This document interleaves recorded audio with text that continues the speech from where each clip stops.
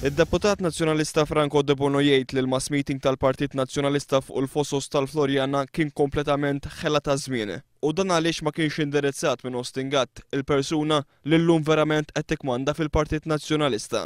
Fil-blog tiegħu De Bono jistaqsi għal Lorenz Gonzi tkellem meta Austin Gatt qed jieħu d-deċiżjonijiet. Jistaqsi wkoll għal Paolo Borciu li indirizza l-mass meeting meta dan twarrab biex daħal Austin Gatt. Franco De Bono jgħid li għalkemm Austin Gatt huwa possibilment l-aktar politiku mhux popolari f'dawn l-aħħar 30 sena wara l-elezzjoni li ġejja se jkollu aktar saħħa fil-Partit Nazzjonalista.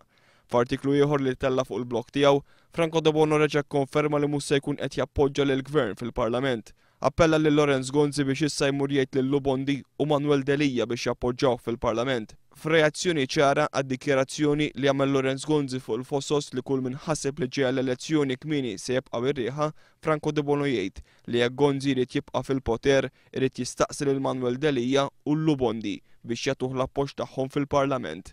Jgħid li jekk Lorenz Gonzi għandu verament l-interess tal-pajjiż f'qalbu għandu jmur għall-elezzjoni għaliex l-instabilità li t-tip ta' tmexxija tiegħu ħolqot qed tagħmel ħsara l-pajjiż. Franco De Bono jerġa' jfakkar li hu diġà wissal lill-Prim Ministru li mhux biss il-komunità kummerċjali qed tistenna l-miliet iżda pajjiż sħiħ.